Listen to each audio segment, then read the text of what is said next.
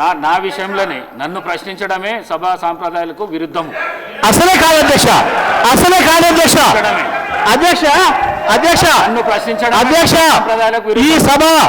ఈ సభ మన అందరిది. ఈ సభ మా అందరికి సమానమైన హక్కులు ఉన్నాయి.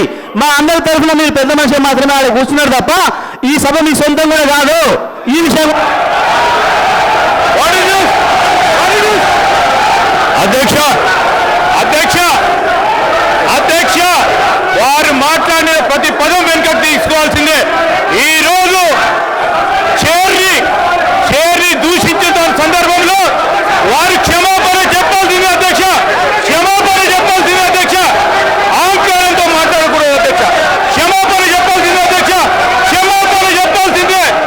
ఈ రోజు చేర్ పైన దూషణలు చేస్తూ బెదిరించే కార్యక్రమం చేస్తూ ఈ రోజు వారు చేసిన మాటలు విషయంలో తప్పకుండా జగదీశ్వర్ రెడ్డి గారు వారి పార్టీ పూర్తి స్థాయిలో క్షమాపణ చెప్పాల్సింది అధ్యక్ష.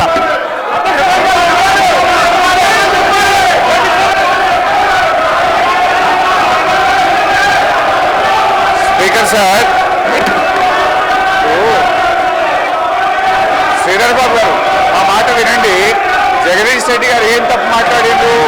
సభలో అందరు సభ్యులకు సమానమైన హక్కు ఉంటుంది. సభ అంటే ఒక కాంగ్రెస్ పార్టీకో, సభ అంటే ఒక ప్రభుత్వానికి సంబంధించింది కాదు, ప్రతిపక్ష శాసనసభ్యులకు కూడా సమానమైన హక్కు ఉంటుంది అని చెప్పి జగదీష్ రెడ్డి గారు అన్నారు. దాంట్లో ఎంత మాత్రం లేకుండా పిట్ట కథలు చెప్పుకుంటూ స్పీకర్ గారిని ఏకవచనంతో మాట్లాడినట్టు సందర్భంలో పట్ల తక్షణమే జగదీశ్వర్ రెడ్డి గారిని సస్పెండ్ చేయాలి. గతంలో జరిగిన సభలో మా యొక్క సంపత్ కుమార్ సభ్యుడు పేపర్ ఇట్లా పైకి ఎసిరేసినందుకే ఆయనకు శాస్త్రంగా సభ్యత్వం రద్దు చేసే విధంగా సస్పెండ్ చేసిన అధ్యక్ష.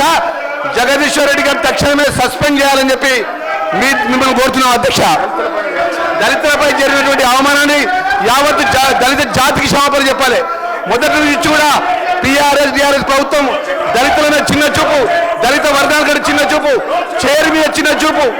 ఈరోజు జగదీశ్వర్ రెడ్డి గారు మాట్లాడిన మాట విషయం తక్షణమే ఆయన సస్పెండ్ చేయాలని చెప్పి డిమాండ్ చేస్తున్నాం అధ్యక్ష.